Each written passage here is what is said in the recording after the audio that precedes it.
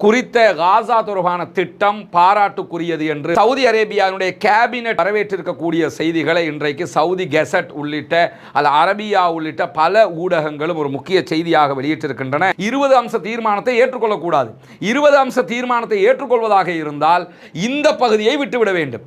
ஆனால் ரெண்டையுமே நாங்கள் ஏற்றுக்கிறோம், எங்களுடைய முயற்சியால் தான் அத்தனை நாடுகள் பாலஸ்தீனத்தை தனி நாடாக அங்கீகரிச்சாங்கன்னு ஒருபுறம் பெருமையை பீத்திக்கிட்டு 20 அம்ச தீர்மானம் சூப்பராக இருக்குன்னா 20 அம்ச தீர்மானத்தில் டபுள் ஸ்டேட்ல பாலஸ்டைன் ஒரு ஸ்டேட் என்கிறதை ஏற்றுக்கொள்ள முடியாது என்பது திட்ட தெளிவாக இருக்கிறது. இப்படியான சூழல்ல இந்த ஃப்ரீடம் ஃப்ளோட்டிலா கூட்டணியில பல நாடுகளைச் சேர்ந்த சகோதரர்களும் காசாவை நோக்கி புறப்பட்டார்கள். அந்த பட்டியலை தான் நீங்க பார்க்குறீங்க.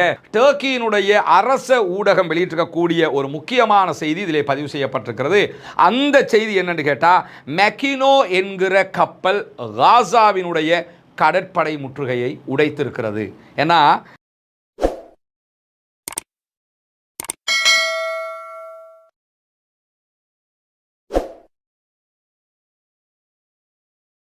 அன்பிற்கினிய சகோதர சகோதரிகளே, நம் அனைவர் மீதும் ஏக இறைவனுடைய அமைதியும் கருணையும் உண்டாகட்டுமாக என்கிற உயரிய பிரார்த்தனைகளோடு பாலஸ்தீனத்தினுடைய காசா பகுதிகளில் 727வது நாளாகவும் என்னவெல்லாம் நடக்கிறது என்கிற செய்திகளைத்தான் நாம் பார்க்க இருக்கிறோம். நமக்கெல்லாம் தெரியும், தொடர்ந்து 2 ஆண்டுகளை நெருங்குகிற இந்த இஸ்ரேலிய ஆக்கிரமிப்பு இராணுவத்தினுடைய தாக்குதல்கள் அகோரமாகவும் உச்சமாகவும் நடைபெற்று வருகிறது.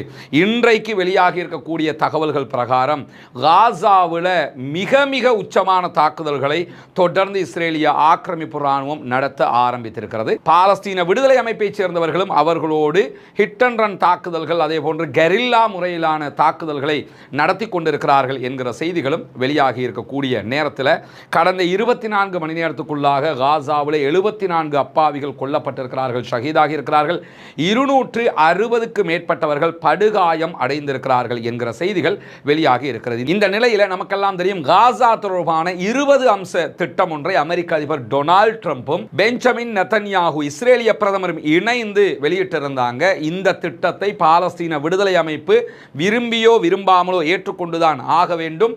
இதை மறுத்தால் பாரிய தாக்குதல்களை நாங்கள் நடத்துவோம் என்று கடுமையான ஒரு வார்னிங்கோட இந்த செய்திகளை அமெரிக்க அதிபர் டொனால்ட் ட்ரம்ப் வெளியிட்டிருந்தார். இந்த 20 அம்ச திட்டங்கள் வெளியிடப்பட்டு ஒரு 2-3 நாட்களை நாம் தாண்டி கொண்டிருக்கிறோம். பாலஸ்தீன விடுதலை அமைப்பு அது தொடர்பான விவகாரங்களை நாங்கள் ஆராய்ந்து கொண்டிருக்கிறோம் என்கிற செய்திகளை சொல்லியிருக்கிறார்கள். அரபு நாடுகளும் அது தொடர்பில் ஆராய்கிறோம் என்கிற செய்திகளை சொல்லியிருக்கிறார்கள். இப்படியான சூழல்ல இன்றைய தினம் சவுதி அரேபியாவினுடைய கேபினட் ஒன்றிணைந்ததாகவும் கேபினட்ல இது தொடர்பான பேச்சுக்கள் கலந்துரையாடல்கள் ஏற்பட்டதாகவும் அதிலே தற்போதைய சவுதி அரேபியாவின் பட்டத்து இளவரசரும் பிரதமருமாக இருக்கக்கூடிய முகமது பின் சல்மான் அவர்கள் கலந்து கொண்டிருந்தார்கள். அவர்களுடைய தலைமையில் தான் அந்த கேபினட் நிகழ்வு நடைபெற்றிருக்கிறது.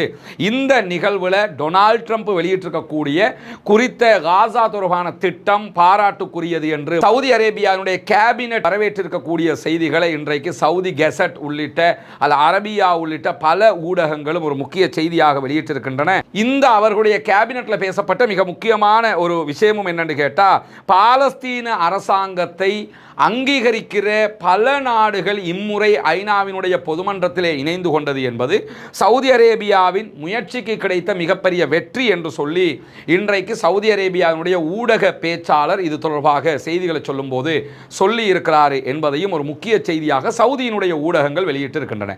இந்த இடத்துல நம்ம என்ன கவனிக்கணும்னு கேட்டா, அந்த 20 அம்ச திட்டம் என்பது தனி நாடு என்கிற ஒரு விவகாரமே இனி கிடையாதுங்கிறத ஊத்தி மூடுகிற திட்டம். பாலஸ்தீனம் ஒன்று கிடையாது. பாலஸ்தீனம் என்னைக்காவது ஒரு 100 வருஷத்துக்கு பிறகு ஒன்று வந்தா கூட அந்த வெஸ்ட் பேங்க்ங்கிற ஒரு சின்ன துண்டு மட்டும் தான் பாலஸ்தீனம் என்று இருக்க வேண்டும் என்கிற லெவலில் தான் அமெரிக்கா இருக்கிறாங்க. இஸ்ரேலை பொறுத்தவரையில் காசாவை விட வெஸ்ட் பேங்க் இஸ்ரேலாக மாறணுங்கிறது அவங்களுடைய முக்கியம். என்ன, வெஸ்ட் பேங்க்ல மேற்கு கரை பகுதிகளில் தான் ஜெருசலத்தில் தான் புனிதமிக்க மஸ்ஜிதுல் அக்ஸா இருக்கிறது. எனவே மஸ்ஜிதுல் அக்ஸாவை ஒட்டுமொத்தமாக கைப்பற்ற வேண்டும் என்பதுதான் அவர்களுடைய செயல்பாடுகளுடைய இறுதி அம்சமாக இருக்கிறது. இந்த நிலையில் 20 அம்ச திட்டத்தை பார்க்கிற யாருமே காசா பற்றிய எந்த ஒரு நாலேஜும் இல்லாத ஒரு மனிதன் பார்த்தா கூட என்ன நினைப்பான்னு கேட்டா, பாலஸ்தீனம்ங்கிற ஒரு நாடு இனி இல்லை. ஏன்னா பெஞ்சமின் நெத்தன்யாகு திட்ட தெளிவாக என்ன சொன்னார்னு கேட்டால், இது 21 அம்ச தீர்மானம், அதில் ஒன்று கிடையவே கிடையாதுன்னு ஆக்கியாச்சு, 20ல் பல திருத்தங்களை செஞ்சிருக்கிறேன்னார். அந்த ஒன்று என்னன்னு சொன்னால், பாலஸ்தீனத்தை தனி நாடாக அங்கீகரிப்பது. எனவே பாலஸ்தீனத்தை தனி நாடாக அங்கீகரிக்கிறேங்கிறத அந்த வேர்டே இருக்கக்கூடாது, அந்த வார்த்தையே இருக்கக்கூடாது. 21 அம்ச தீர்மானத்தில் 21வது இருந்த அந்த அம்சத்தை மொத்தமாக தூக்கி வீசிட்டாங்க இஸ்ரேல். அதைத்தான் அமெரிக்காவும் அங்கீகரித்து டொனால்ட் ட்ரம்ப்பும் பகிரங்கமாக வெளியிட்டிருக்கிறாரு. இப்போ எனக்கு பார்க்கும்போது வருகிற ஒரு யோசனை என்னன்னு கேட்டால், அது எப்படி 20 அம்ச தீர்மானத்தில் இரட்டை நாடுகள், பாலஸ்தீனம் என்ற ஒரு நாடு, இஸ்ரேல் என்கிற ஒரு நாடு, டபுள் ஸ்டேட் என்கிற விவகாரமே இனி இல்லைன்னு ஆக்கியாச்சு. ஆனால் டொனால்ட் ட்ரம்ப் வெளியிட்டிருக்கக்கூடிய 20 அம்ச தீர்மானம் சூப்பர், அருமையானது, அப்படியா இப்படியாண்டு வெடி வெடிச்சு போடுற மாதிரி ரொம்ப பாராட்டு சவுதி அரேபியாவுடைய கேபினெட்டில் பாராட்டி முடிச்சதுக்கு பிறகு 2 நாடுகள் பாலஸ்தீனத்தை தனி நாடாக இந்த முறை ஐநாவில் இத்தனை நாடு அங்கீகரிச்சிச்சு, சவுதி தான் அதெல்லாம் செய்ய வச்சிச்சுன்னு சொல்லி பெருமையை வேற பீத்திருக்கிறாங்க. அது நாடே இல்லைன்னு 20 அம்ச தீர்மானத்தில் அறிவிச்சுட்டான். அப்போ நீங்கள் பிரான்ஸ் அங்கீகரிச்சு என்ன, எவன் அங்கீகரிச்சு என்னன்னு ஆகினும் இதே ஏற்றுக்கிட்டோம்னா, ஒன்றோ அதுதான் சவுதியினுடைய நிலைப்பாடு என்று சொன்னால் 20 அம்ச தீர்மானத்தை ஏற்றுக்கொள்ளக்கூடாது. 20 அம்ச தீர்மானத்தை ஏற்றுக்கொள்வதாக இருந்தால் இந்த பகுதியை விட்டுவிட வேண்டும். ஆனால் ரெண்டையுமே நாங்கள் ஏற்றுக்கிறோம், எங்களுடைய முயற்சியால் தான் அத்தனை நாடுகள் பாலஸ்தீனத்தை தனி நாடாக அங்கீகரிச்சாங்கன்னு ஒருபுறம் பெருமையை பீத்திக்கிட்டு 20 அம்ச தீர்மானம் சூப்பராக இருக்குன்னா 20 அம்ச தீர்மானத்தில் டபுள் ஸ்டேட்டில் பாலஸ்டைன் ஒரு ஸ்டேட் என்கிறதை ஏற்றுக்கொள்ள முடியாது என்பது திட்ட தெளிவாக இருக்கிறது. எனவே மீண்டும் மீண்டும் சவுதி அரேபியா மக்களை மடையர்களாக்குகிற ஒரு அறிவிப்பை தான் வெளியிட்டிருக்கிறார்கள். கொஞ்சம் கூட பாலஸ்தீன மக்கள் மேலே இருக்கக்கூடிய பாசத்தினால் இந்த பேச்சுக்கள் பேசப்படவில்லை என்பது வெளிப்படையாகவே தெரிகிறதுங்கிறதையும் நம்ம இந்த இடத்துல கவனிக்கிற அதே நேரத்தில் நிறைய சகோதரர்கள் தற்போது நடந்து வருகிற பாலஸ்தீனத்துடைய நிகழ்வுகளில் இப்போ இந்த 20 அம்ச தீர்மானத்தில் டொனால்ட் ட்ரம்ப் இவ்வளவு பெரிய எச்சரிக்கை ஒன்று விடுத்திருக்கிறாரு. அடுத்து பாலஸ்தீன விடுதலை அமைப்பு என்ன செய்யும் என்கிற நிறைய கேள்விகளை கால் பண்ணி கேட்குறீங்க, மெசேஜ்லாம் போட்டுக்கிட்டு இருக்கிறீங்க. நம்ம கிட்டத்தட்ட 2 ஆண்டுகளாக இந்த பலஸ்டைன் விவகாரத்தில் என்ன நடக்கிறது என்பதை உன்னிப்பாகவே பார்த்து வருகிறோம்ங்கிறது உங்களுக்கு தெரியும்.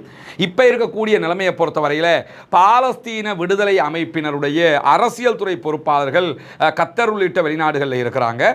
கிரவுண்டில் சண்டையிடக்கூடிய பலஸ்டைன் ஃபோர்ஸஸ் கிரவுண்டில் இருக்கிறாங்க, அவங்க பங்கர்களுக்குள்ளே இருக்கிறாங்க. கிட்டத்தட்ட ஆயிரக்கணக்கானவர்கள் பாலஸ்தீன விடுதலை அமைப்பில் மாத்திரமே 60,000க்கும் மேற்பட்ட உறுப்பினர்கள் இருக்கிறார்கள் என்று நம்பப்படுகிறது. இஸ்ரேலை பொறுத்தவரையில் 2 ஆண்டுகளாக செய்த யுத்தத்தில் இதுவரைக்கும் 8400 பாலஸ்தீன விடுதலை அமைப்பினரை கொண்டிருக்கிறோம் என்பதுதான் இஸ்ரேலுடைய உத்தியோகபூர்வமாக அஃபீஷியல் ரிப்போர்ட்டாக இருக்கிறது.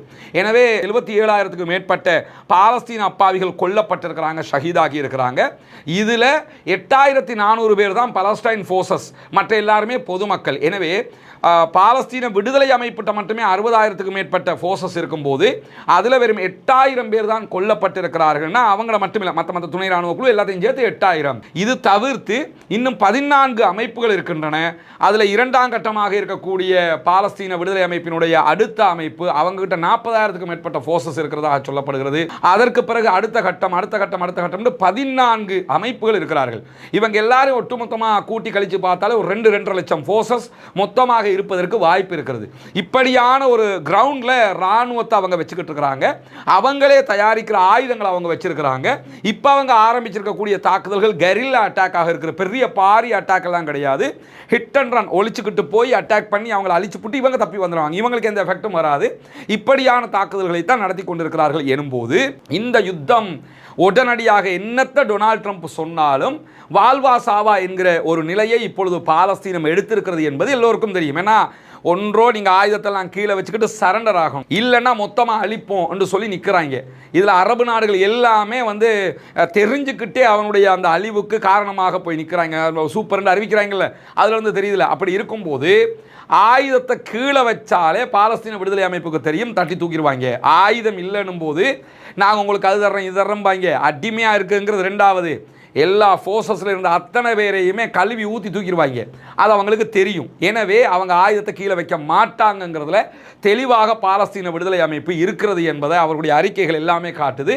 அவங்க கடைசி வரை போராடுகிற நிலைக்குத்தான் வருவார்கள். டூ ஓ டைங்கிற இடத்துக்கு வந்துடுவோம் அப்படிங்கிற இடத்துக்கு தான் அவங்க வருவாங்க. இந்த டொனால்ட் ட்ரம்பினுடைய அறிக்கைக்கு அப்படியான ஒரு பதிலைத்தான் அவர்கள் கொடுப்பதற்கான வாய்ப்புகள் நிறையவே இருக்கிறது. அப்படி வந்தால் காசாவில் பன்னெடுங்காலம் இந்த யுத்தம் நடைபெறுவதற்கு வாய்ப்பு இருக்குது. ஏன்னா ஒரே நேரத்தில் பெரிய பெரிய அட்டாக்குகளை நடத்தி இந்த யுத்தம் முடிவுக்கு வராது. கரில்லா அட்டாக்குங்கிறதுனால பங்கர்களுக்குள்ளே இருப்பாங்க, இருந்துக்கிட்டு அவ்வப்போது இஸ்ரேலுக்கு எதிரான தாக்குதல்களை நடத்தி கொண்டே இருப்பார்கள். எனவே இது முடிவுக்கு வராது என்பதுதான் தற்போதைக்கு நம்ம இந்த 2 ஆண்டுகளாக கவனித்ததிலையும் இப்போ நடக்கக்கூடிய நிகழ்வுகளை பார்க்கும்போதும் இதுதான் முடிவுக்கு வருமே தவிர உடனே ஆயுதங்கள்லாம் கீழே போட்டு நாங்கள் சரண்டர் ஆகிறவங்க இடத்துக்கு அவங்க போகிறது கிடையாது. ஏன்னா அது தற்கொலைக்கு சமானமானது என்பது அவர்களுக்கு தெரியும். அப்படி கொடுத்துட்டோம்னாலே தட்டி தூக்கிடுவாங்க. எனவே நம்ம நாட்டை நம்ம மீட்டெடுக்கவும் வேணும். நம்ம மரணிச்சிட்டோம்னா ஷஹீதுடைய அந்தஸ்து மறுமையில் அல்லாட்ட கிடைக்க போகுது. இல்லாத பட்சத்தில் இந்த நாட்டை மீட்டெடுக்கிறதுக்காக எவ்வளோ போராட முடியுமோ அவ்வளோ போராடுவோம் என்கிற நிலைக்கு அவர்கள் வரலாம் என்றுதான் நம்ம எதிர்பார்க்க முடியும். இப்படியான சூழலில் நமக்கெல்லாம் தெரியும், இன்றைக்கு ஒரு மிகப்பெரிய சம்பவம் நடைபெற்று கொண்டிருக்கிறது. ஃப்ரீடம் ஃப்ளோட்டிலா என்கிற கூட்டணி நிறைய கப்பல்கள், கிட்டத்தட்ட முதல் கட்டமாக 40 கப்பல்களில் 450க்கு மேற்பட்டவர்கள் மொத்தமாக காசா நோக்கி வந்து கொண்டிருந்தாங்க. வந்தவங்களை இன்றைக்கு இஸ்ரேலிய ஆக்கிரமிப்பு இராணுவம் மொத்தமாக அவர்களுடைய கப்பல்களை கைப்பற்றி இருக்கிறது, அவர்களை கைது செய்திருக்கிறது. 450க்கு மேற்பட்டவர்கள் கைது செய்யப்பட்டிருப்பதாக அதில் இருந்த அல் ஜசீராவினுடைய பத்திரிகையாளர்கள் சொல்லக்கூடிய செய்திகளை இன்றைக்கு அல் ஜசீரா ஒளிபரப்பி கொண்டிருக்கிறது. அல் ஜசீராவினுடைய கடைசி கடலை பற்றிய வீடியோவில் நீங்கள் பார்க்கலாம். அந்த கப்பல்கள் இறுதியாக முன்னோக்கி வருகிற காட்சியில் அவங்க காட்டிக்கிட்டே இருந்தாங்க. இப்படியான சூழல்ல இந்த ஃப்ரீடம் ஃப்ளோட்டிலா கூட்டணியில் பல நாடுகளைச் சேர்ந்த சகோதரர்களும் காசாவை நோக்கி புறப்பட்டார்கள். அந்த பட்டியலை தான் நீங்கள் பார்க்குறீங்க. கிட்டத்தட்ட 497 சகோதரர்கள் 46 நாடுகளில் இருந்து பங்கெடுத்தாங்க. இங்கே நீங்கள் பார்க்கலாம், யூஎஸ்ல இருந்து, அமெரிக்காவில் இருந்து 22 பேர் இதில் பங்கெடுத்திருக்கிறாங்க. இலங்கையில் இருந்தும் ஒரு சிலர் இருப்பதாக சொல்லப்பட்டிருந்தது. ஆனால் இறுதியான இந்த பட்டியலில் இலங்கையிலிருந்து யாருமே இதில் பங்கெடுக்கல என்கிறது தெரியுது. அதே மாதிரி இந்தியா, பக்கத்து நாடு இந்தியாவில் இருந்து போல் நமக்கு ரொம்ப நெருக்கமான நாடுன்னு மால்டிவ்ஸ்ல இருந்து ஒருத்தர் போயிருக்கிறார் என்கிற செய்திகள் வெளியாகி இருக்கு. இதில் பயணித்தவர்களை தற்போது இஸ்ரேலிய ஆக்கிரமிப்பு இராணுவம் அரெஸ்ட் பண்ணியிருக்கிறாங்க. அவர்களுடைய கப்பல்களை அஷ்டோது துறைமுகத்தை நோக்கி இழுத்துச் செல்கிறார்கள் என்கிற செய்திகள் வெளியாகி இருக்கிறது. இந்த ஃப்ரீடம் ஃப்ளோட்டிலாவில் கலந்து கொண்ட 3 கப்பல்களை அவங்க மூழ்கடிச்சிருக்கிறாங்க என்கிற செய்திகளும் வெளியாகி இருக்கக்கூடிய சூழல்ல எந்த ஒரு கப்பலும் காசாவை நெருங்காமல் இருக்கிறத உறுதி செய்யறதுக்காக இஸ்ரேலிய ஆக்கிரமிப்பு இராணுவம் முழுவதுமாக கடல் படையை குவிச்சு வச்சிருக்கிறாங்க. இப்பொழுதும் அந்த கடற்படைகள் குவிக்கப்பட்டிருக்கிறது என்கிற செய்திகள் தான் வெளியாகி கொண்டிருக்கிறது. இந்த பயணத்தில் மிக முக்கியமானவராக கலந்து கொண்டவர் தான் கிரேட்டா தன்பர்க். அவங்க 22 வயதையான இளம் பிள்ளை. அவங்க ஏற்கனவே இதே மாதிரி போய் அரெஸ்ட் ஆனாங்க ஒரு 3 மாதத்துக்கு முன்பதாக. தற்போது மீண்டும் போயிருக்கிறாங்க. போய் இன்றைக்கு அரெஸ்ட் பண்ணப்பட்ட முதல் தொகுதி, அந்த ஃபர்ஸ்ட் கப்பல் என்டர் ஆகும்போதே இவங்களோட கப்பல் தான் என்டர் ஆகியது. அந்த கப்பலில் இருந்து தான் கிரேட்டா தன்பர்க் உள்ளிட்டவங்க கைது செய்யப்பட்டிருக்கிறாங்க. அதே மாதிரி ரீமா ஹசன் பங்கெடுத்திருந்தாங்க, பிரான்சினுடைய எம்பி. இவங்களும் தற்போது கைது செய்யப்பட்டிருக்கிறார்கள் என்கிற செய்திகள் வெளியாகி இருக்கிறது. கேப்டன் நிக்சன் என்கிற கப்பலில் தான் இவங்க போயிருந்தாங்க. எனவே இவங்களும் அரெஸ்ட் பண்ணப்பட்டிருக்கிறாங்க. அதுக்குள்ளே இருந்த நெல்சன் மண்டேலா அவர்களுடைய பேரன் மண்டேலா அவர்கள் கலந்து கொண்டிருந்தாங்க. அவர்களும் தற்போது கைது செய்யப்பட்டிருக்கிறார்கள் என்கிற செய்திகள் எல்லாம் வெளியாகி கொண்டிருக்கக்கூடிய சூழல்ல பாகிஸ்தான் பிரதமர் ஷபாஸ் ஷரீப் கடுமையான ஒரு கண்டனத்தை இதற்காக வெளியிட்டிருக்கிறார். பல நாடுகளும் இப்ப கண்டிச்சுக்கிட்டு இருக்கிறாங்க. ஷபாஸ் ஷரீப்பினுடைய கண்டனம் ரொம்ப உச்சமான ஒரு கண்டனமாக இருக்கிறது. நான் யுஎஸோடு சம்பந்தமாக பேசுவேன் இருக்கிறார். அதே மாதிரி மலேசியாவினுடைய பிரதமர் அன்வர் இப்ராஹிம் அவங்களும் இதை கடுமையாக கண்டிச்சிருக்கிறாங்க. 23 மலேசியர்களும் இதில் கைது செய்யப்பட்டிருக்கிறாங்க என்கிற காரணத்தினால அவருடைய கண்டனமும் உச்சமாக வெளியாகி கொண்டிருக்கக்கூடிய சூழல்ல டர்க்கியினுடைய அரச ஊடகம் வெளியிட்டிருக்கக்கூடிய ஒரு முக்கியமான செய்தி இதிலே பதிவு செய்யப்பட்டிருக்கிறது. அந்த செய்தி என்னன்னு கேட்டா, மெக்கினோ என்கிற கப்பல் காசாவினுடைய கடற்படை முற்றுகையை உடைத்திருக்கிறது. ஏன்னா இந்த கடற்படை பயணத்தில் 49 நாடுகளைச் சேர்ந்த சகோதரர்கள் பங்கெடுத்து சொல்ல வந்த செய்தி என்னென்னா, அவங்க கொண்டு போன உணவோ அல்லது கொண்டு போன தண்ணீரோ மருந்துகளோ தேக்கரண்டி அளவுக்கு தான். ஏன்னா அவ்வளவு தேவை, 25 லட்சம் மக்களுக்கு தேவையானது இந்த 40 கப்பலில் கொண்டு போய் சேர்க்க முடியாது. இதை ஏன் கொண்டு போனாங்கன்னா, இது ஒரு அடையாளமாக கொண்டு போனது. நாங்கள் போய் காசா கடல் எல்லைக்குள்ளே நுழைவோம், நுழைஞ்சிட்டோம்னால இதை ஒட்டச்சிட்டோம், இஸ்ரேலை மீறி நாங்கள் இஸ்ரேல் அதை மீறி நாங்கள் போகணும் என்பது தான் அவர்களுடைய நோக்கம். அந்த மீடியா கவரேஜ் வருகிற நேரத்தில் உலகம் முழுவதும் பாலஸ்தீனத்திற்கான ஆதரவு தளம் உருவாகும் என்பது தான் அவர்களுடைய மெயின் நோக்கமாக இருந்தது. அப்படியான சூழலில் தான் இன்றைக்கு பயணித்த கப்பல்கள் எப்படியெல்லாம் பயணித்தது என்கிற செய்திகள் வெளியாகி கொண்டிருக்கிறது. இது கடைசியாக போகிறதுக்கு ட்ரை பண்ணிய 9 கப்பல்களுடைய லிஸ்ட்டை நீங்கள் இங்கே பார்க்கலாம். அந்த கப்பல்கள் இந்த இடத்துல இருக்கும்போது சர்வதேச கடற்பரப்பில் வச்சு தான் எல்லா கப்பல்களையுமே இஸ்ரேல் கைப்பற்றி இருக்கிறாங்க. சட்டப்படி அவங்க செய்யக்கூடாது. இப்போ நம்ம கடலில் இலங்கையினுடைய சர்வதேச கடல் எல்லையில் எந்த கப்பலாவது நின்றுச்சுன்னா அது யாருடைய கப்பலாக இருந்தாலும் யாரும் எதுவும் பண்ண மாட்டாங்க. ஈவன் சோமாலியா கடற்கொள்ளையர்கள் பார்க்குறோமா இல்லையா, இந்த கடற்கொள்ளையர்கள் மேக்சிமம் இன்டர்நேஷனல் கடல் பார்டரில் இருப்பாங்க. எந்த நாடுமே எதுவும் பண்ணாது. ஏன்னா இன்டர்நேஷனல் கடல் பார்டரில் எவனுமே இருக்க முடியும் என்கிற காரணத்தினால யாரும் கண்டுக்கிற மாட்டாங்க. அப்படி இருக்கிற சூழலில் உள்ள ஒவ்வொரு நாட்டினுடைய எல்லைக்குள்ளே வந்தால் தான் அரெஸ்ட் பண்ணுவாங்க. ஆனால் இன்னைக்கு அரெஸ்ட் பண்ணப்பட்ட எல்லாருமே எங்கே இருந்தாங்கன்னா இன்டர்நேஷனல் கடல் பார்டரில் தான் இருந்தாங்க. அப்படி இருக்கும்போது தான் வீம்பாக உள்ள நுழைஞ்சி இஸ்ரேல் என்ன பண்ணான்னு கேட்டால் கைது பண்ணாங்க. காசா இங்கே இருக்குது, இந்த கடல் எல்லைக்குள்ளே தான் கைது செய்யப்பட்ட நேரத்தில் மெக்கினோ கப்பல் மாத்திரம் இந்த கடற்படை முற்றுகையை உடைத்து ஏதோ ஒரு வகையில் என்ன பண்ணாங்கன்னு கேட்டால், இங்கே பாருங்கள் எல்லா கப்பல்களும் போகிற வழித்தடம் தெரியும். இந்த இடத்துல ஒரு கப்பல் காசாவினுடைய கடல் எல்லைக்குள்ளே போயிட்டாங்க. அதாவது கடல் மட்டத்தில் இருந்து 10 கிலோமீட்டர் வரைக்கும் அந்த நாட்டுக்கு சொந்தமான கடல் எல்லை என்று இருக்கிற நேரத்தில் காசாவுக்கு ரொம்ப நெருக்கமாக காசாவினுடைய கடற்கரைக்கும் இவங்களுடைய கப்பலுக்கும் இடையில் வெறுமனே 3 கிலோமீட்டர்கள் மாத்திரம்தான் தொலைவு இருந்தது. இப்படி பார்த்தா காசா தெரியுது, திட்ட தெளிவாக காசா தெரிகிற அளவுக்கு இருக்கக்கூடிய எல்லைக்கு அவங்க போயிட்டாங்க. காசாவினுடைய கடற்படை முற்றுகையை மெக்கினோ உடைத்திருக்கிறது அல்ஹம்துலில்லாஹ் என்கிற செய்திகள் இன்றைக்கு தற்போது டர்க்கியினுடைய ஊடகம் வெளியிட்டிருக்கக்கூடிய செய்திகளையும் பார்க்க முடியும். நீங்கள் இந்த ட்ராக்ல போய் ரோட்டிலாவினுடைய கப்பல்கள் எப்படி போகுதுங்கிறத ட்ராக் பண்ணி பார்த்த அந்த மேப்ல இருந்து நம்மளும் எடுத்திருக்கிறோம். அந்த மேப்ல போய் பார்த்தாலே மெக்கினோ கப்பல் காசாவினுடைய எல்லைக்குள்ள போனதை மிக தெளிவாக பார்க்க முடியும். எனவே இஸ்ரேல் யுத்தத்திலே தோற்றிருக்கிறது, சர்வதேச மட்டத்திலே தனிமைப்படுத்தப்பட்டிருக்கிறது. சர்வதேச மக்களுடைய மனங்களிலிருந்து இஸ்ரேல் யார் என்பதை உலகம் தெரிந்து கொண்டிருக்கிற அப்படியான ஒரு வெற்றியும் வந்திருக்கக்கூடிய நேரத்தில் இப்பொழுது மேலதிகமான ஒரு வெற்றி வந்திருக்கிறது. ஃப்ரீடம் ஃப்ளோட்டிலா கிட்டத்தட்ட 2016லையும் இதே மாதிரி ஒரு முயற்சி பண்ணாங்க, 2011 செஞ்சாங்க, 2012 செஞ்சாங்க, இந்த யுத்தம் ஆரம்பிக்கப்பட்டதுக்கு பிறகு செஞ்சாங்க. இப்படி எல்லாம் செஞ்சாலும் காசாவினுடைய எல்லைக்குள்ள இத்தனை ஆண்டுகளில் ஃப்ரீடம் ஃப்ளோட்டிலாவினுடைய எந்த கப்பல்களும் போகவில்லை. முதல் தடவையாக மெக்கினோ கப்பல் இஸ்ரேலிய கடற்படையினுடைய அந்த முற்றுகையை உடைத்து கொண்டு காசாவினுடைய கடல் எல்லைக்குள்ளேயே போயிட்டாங்க என்கிற செய்திகளை இன்றைக்கு ஃப்ரீடம் ஃப்ளோட்டிலா வெளியிட்டிருக்கிறாங்க. இதனுடைய மீனிங் என்னன்னு சொன்னா கடற்படை முற்றுகை திறம்பட உடைக்கப்பட்டிருக்கிறது என்பதுதான் என்று சொல்லி இன்றைக்கு ஃப்ரீடம் ஃப்ளோட்டிலா தன்னுடைய வெற்றியை சுவீகரித்திருக்கிறது அல்ஹம்துலில்லாஹ் என்று சொல்லி. ஏன்னா இது பார்க்கறதுக்கு என்னடா இந்த மாதிரி சில பேருக்கு தோணலாம். நல்லா புரிஞ்சுக்கிறங்க, இவங்க கொண்டு போன உணவுகளை அவங்களுக்கு இறங்கி போய் பங்கு வைக்கணுங்கிறதெல்லாம் ரெண்டாவது. ஃபர்ஸ்ட் என்னன்னா இந்த காசாவினுடைய கடல் எல்லைக்குள்ள போகணும். ஏன்னா யாரையுமே பார்டருக்கே நெருங்க விட மாட்டேங்கிறான். நீங்கள் பார்த்தீங்கன்னு சொன்னால் அந்த பக்கமாக ரஃபா பார்டர், கரீம் அபுஷலம் பார்டர்லாம் பார்டரோட ஃபோர்ஸஸ் குமிச்சு வச்சிருக்காங்க. யாரும் கூட முடியாமல் இருக்கிற நேரத்தில் கடல் வழியாக காசாவுக்கு உள்ள அந்த காசாவோட கடல் எல்லைக்குள்ளே போகணுன்றாலே காசாவுக்குள்ளே போகணுன்னு தான் அர்த்தம். எனவே நாங்கள் உங்களை மீறி வந்துட்டோம்டா, உங்கள் இராணுவத்தினால இத்தனை அவ்வளவு கிட்டத்தட்ட அந்த கப்பல்களை கைப்பற்றுவதற்காக பெரிய பெரிய இராணுவ கப்பல்களை எல்லாம் இறக்கியிருந்தாங்க. அவ்வளவு இறக்கியும் இன்றைக்கு மெக்கினோ கப்பல் வந்து முற்றுகையை உடைத்து கொண்டு உள்ளே சென்றிருக்கிறது. நாங்கள் எங்களுடைய பயணத்தில் வெற்றி பெற்றிருக்கிறோம். முற்றுகையை மொத்தமாக உடைத்த ஒரு சுதந்திரமான காசாவில் எங்களுடைய சகோதரர்களை அரவணைக்கக்கூடிய நாட்கள் வெகு தொலைவில் இல்லை என்கிறது ஃப்ரீடம் ஃப்ளோட்டிலாவினுடைய கூட்டணி. அல்ஹம்துலில்லாஹ் அந்த அவர்களுடைய அறிக்கைகள் அல்லாஹ் அங்கீகரிக்க வேண்டும். அப்படியான ஒரு நாளைத்தான் சர்வதேசம் முழுவதும் இருக்கக்கூடிய மனிதநேயம் மிக்க மனிதர்கள் அத்தனை பேருமே எதிர்பார்த்து கொண்டிருக்கிறார்கள். முற்றுகை உடைக்கப்பட்ட சுதந்திரமாக வாழக்கூடிய சுதந்திரமான பாலஸ்தீன தேசத்தில் இருக்கக்கூடிய மக்களை அரவணைக்கிற காலம் மிக விரைவில் வரும் என்கிறது ஃப்ரீடம் ஃப்ளோட்டிலா கூட்டணி. எனவே அவர்களுடைய பயணத்தில் வெற்றி அடைந்திருக்கிறார்கள். அல்லாஹ்வுக்கே எல்லா புகழும். அல்ஹம்துலில்லாஹ். அல்லாஹ் அவர்களுக்கு ரஹமத் செய்ய வேண்டும், அல்லாஹ் அவர்களுக்கு அருள் புரிய வேண்டும். அவருடைய உடல் ஆரோக்கியங்களோடு அவர்கள் மீண்டும் அவர்களுடைய சொந்த நாடுகளுக்கு திரும்ப வேண்டும். கைப்பற்றப்பட்டிருக்கிற அத்தனை பேரையும் அவர்களுடைய நாடுகளுக்கு நாங்கள் நாடு கடத்துவோம்னு இன்னைக்கு இஸ்ரேல் அறிவிச்சிருக்கிறான். யாரையும் அவங்க வேறு எதுவும் பண்ண முடியாது, நாடு கடத்தி தான் ஆகணும். இல்லைனா அந்தந்த நாடுகளோடு வேறு விதமான பிரச்சனை ஏற்படுங்கிறதுனால ஏற்கனவே அவங்க நாடு கடத்தின மாதிரி ரீமா ஹசன்லேருந்து அங்கே வந்திருக்க எல்லோரையுமே அவங்க கண்டிப்பாக நாடு கடத்திடுவாங்க. ஆனால் இதில் பியூட்டி என்னன்னு கேட்டால் உலகத்துக்கே தெரியுது காசாவினுடைய கடல் எல்லைக்குள்ளே மெக்கினோ போயிட்டாங்கன்னு சொல்லி.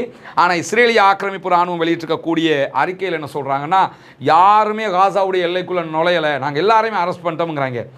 சர்வதேச இது என்னன்னா இது நேரடியாக அவங்கள ட்ராக் பண்ணுகிற தளம். உலகத்தில் யாரும் இந்த ட்ராக் பண்ணி பார்க்கலாம் எங்கெங்கே போயிருக்கிறாங்க. அதை தாண்டி நீங்கள் பார்த்தீங்கன்னு சொல்லி சொன்னால் இங்கே நீங்கள் பார்க்கலாம் அவங்க எல்லா கப்பல்லையும் இப்படி சிசிடிவியை பொருத்தி இந்த சிசிடிவி லைவாக போய்கொண்டிருந்தது. ஃபேஸ்புக் டெலிகாஸ்ட் எல்லாமே போய்கொண்டிருந்தது.